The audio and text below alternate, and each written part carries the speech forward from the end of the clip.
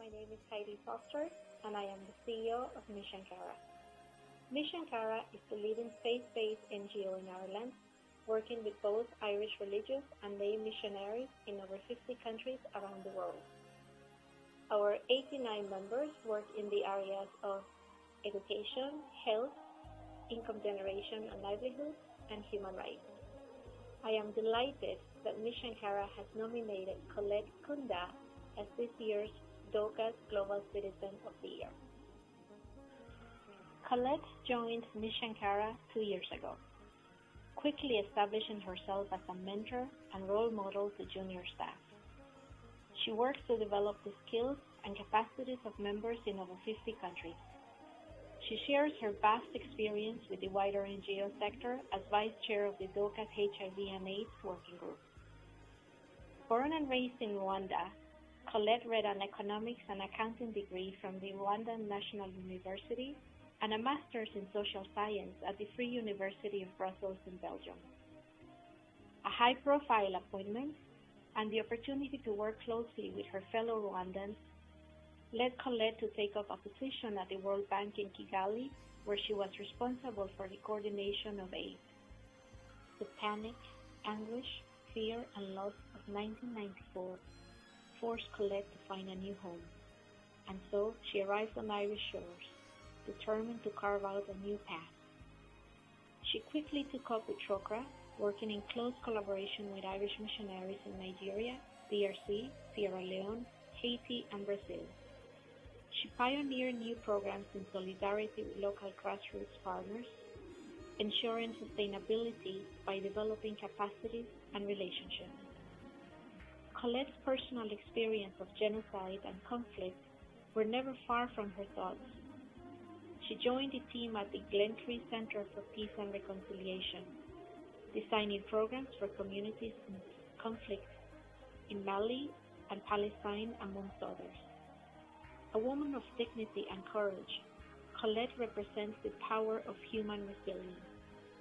In 2014, she symbolically stood up on the peak of Africa, Mount Kilimanjaro, and gave thanks for the lives of loved ones lost in Rwanda and Ireland.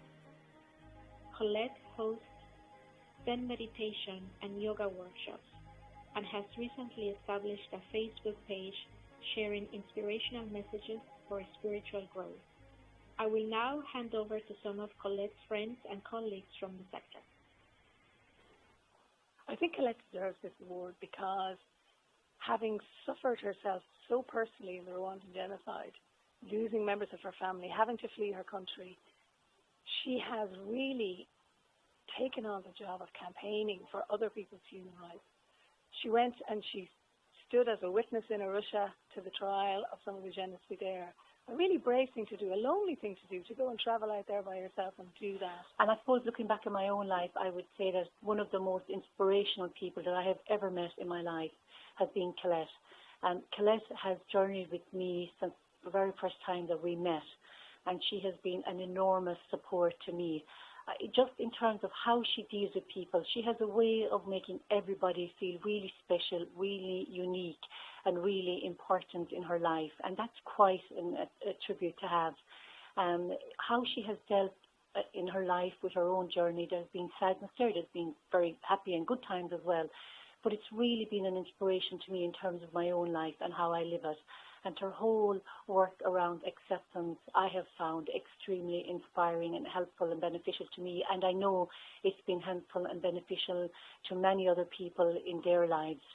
She has such a unique way of looking at life, always seeing the glass full. And to be around positive people like that with such energy, enthusiasm, and she has enormous insights to offer us, wonderful, wonderful insights that only enhance and enrich our life. So it's been a privilege, an absolute privilege for me to call Colette my friend. To be honest, and more importantly, Colette is like a sister to me, a part of my family, and continues every day to inspire me in my journey in life. The word that comes to my mind when I think of Colette is courage. In 1994, just months after the genocide in Rwanda finished, Colette arrived in Chokra's office. A Rwandan national who had suffered dreadfully in terms of personal loss of close family and friends, who had arrived in Ireland and wanted to do something to help the Rwandese people. We were delighted to be able to welcome her into our organisation. And she brought with her a wealth of experience, of diplomatic skill, of knowledge, of an ability to work with the Rwandese people at a time of great difficulty and to help us to formulate our response to that crisis. It amazed me that this woman was prepared to go back to this country from which she had escaped. And it showed a tremendous commitment to the Rwandese people, to justice, to fair play, to human rights, that she was prepared to take this work on again. Personally, I feel, had it been me, I would have got as far away as I could and stayed there. Colette worked with Trócaire for 15 years, and she brought that experience to many other parts of the world, particularly Haiti, another very complex and difficult country. And over that period, she became a mentor to many of the young staff in Trócaire, and I know that this is the case today as she continues her work in the development sector, having joined Mission Cara. She has so much to offer, and she does it in a way and a style that is so personable, friendly, supportive. She is a real asset to the development sector, and we are proud to be able to honour her in this way today.